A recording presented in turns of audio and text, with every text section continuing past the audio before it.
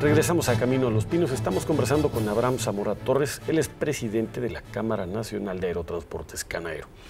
Abraham, después de lo que nos has explicado de la estructura de las aerolíneas, de este negocio, de estas empresas, me surge una pregunta que más seguramente está en la mente de muchos de nuestros televidentes.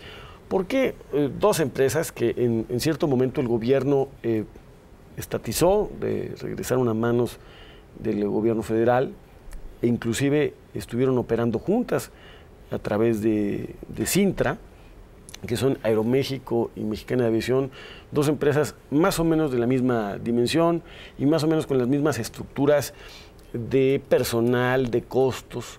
¿Por qué una logra sobrevivir y la otra no? ¿Qué hizo la una que no hizo la otra? Pues mira, básicamente yo creo que fueron distintas estrategias en un año clave de la aviación. 2009 fue un año clave para la industria aérea en México porque hubo una crisis económica importante. Se sumó a esto la crisis de la influenza, que tuvo un impacto en la aviación pues muy importante. Los aviones en promedio en el 2009 volaban a un 68% de factor de ocupación y estuvieron volando por varios días a un 40%, y eso aún manteniendo abajo aviones o equipos parados en tierra, si no, aviones hubieran volado al 20%. Entonces, este es el factor decisivo para una aerolínea, ¿no? ¿Cuántas personas van en un vuelo, no? Sí, es la composición del factor de ocupación y de tu tarifa promedio, es lo que digamos, logra un buen balance en la parte financiera. Pero entonces, en ese año que fue un año clave, digamos, ambas empresas pues vivieron pues una transformación en un sentido u otro, ¿no? ¿Sí? Y tomaron estrategias distintas, ¿no? Mexicana decidió crecer en ese entorno apostándole a que en algún momento se iba a recuperar el crecimiento económico y que ellos estarían preparados para tomar un rol mucho más importante en el mercado. Decidieron crecer en ese entorno y de alguna manera tomaron también compromisos, trajeron más aviones, hicieron este crecimiento. Y desafortunadamente pues el mercado no reaccionó tan rápido, no reaccionó tan rápido, incrementó su costo fijo, la empresa al traer más aviones, tiene una implicación también en el costo laboral, se incrementó también el costo laboral fijo por tener más aviones y pues desafortunadamente la empresa pues no pudo lograr hacer efectivo ese pronóstico de crecimiento con sus nuevas condiciones de equipos y de infraestructura que había traído el mercado. Como consecuencia tenía más oferta, vendía más barato porque tenía más asientos que le sobraban y se fue diluyendo su ingreso, entonces tenía más costo, tenía menos ingreso y eso fue incrementando el nivel de su deuda de la empresa, ¿no?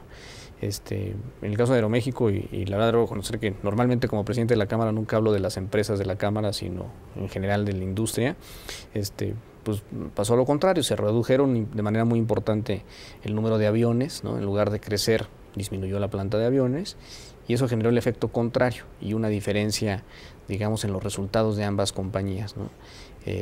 Y la verdad es que lo que pasó con Mexicana es, a nivel de industria, una verdadera tragedia para la aviación en México, porque Mexicana, sin duda, es la empresa pues más antigua en México, la segunda más antigua del mundo, y representaba muchos años de aviación en México, ¿no? Tanto Aeroméxico como Mexicana, ambas son las dos empresas que son pues, las escuelas de aviación en el país, ¿no? Todas las aerolíneas en el país, Volaris, Interjet, Viverbus, Aeromar, ¿no? Todas las empresas nacionales han concentrado o tienen gran parte de su equipo derivado de estas empresas porque son las quienes crearon la aviación en México. Entonces, lo que le pasó a Mexicana es algo que no debiera volver a pasar en la industria. Es algo que de verdad, con una política pública deliberada en la cual se piense de verdad en la sustentabilidad financiera de las empresas y exista un tema que es bien importante que había olvidado mencionar, que exista, además de los cambios normativos necesarios en la regulación, debe existir un regulador fuerte. ¿Por qué? Porque si tú haces cambios a la normatividad y no existe un regulador técnicamente, ¿no?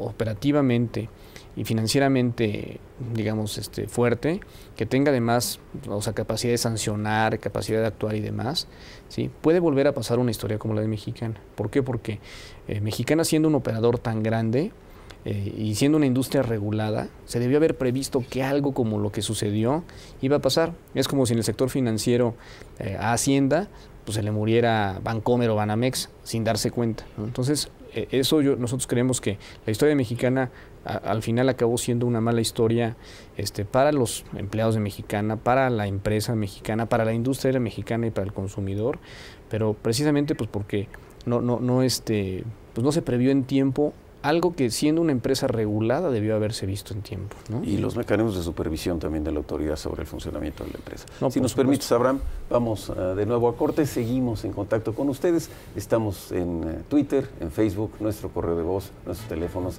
para seguir adelante conjunto con ustedes en Camino a los Pinos.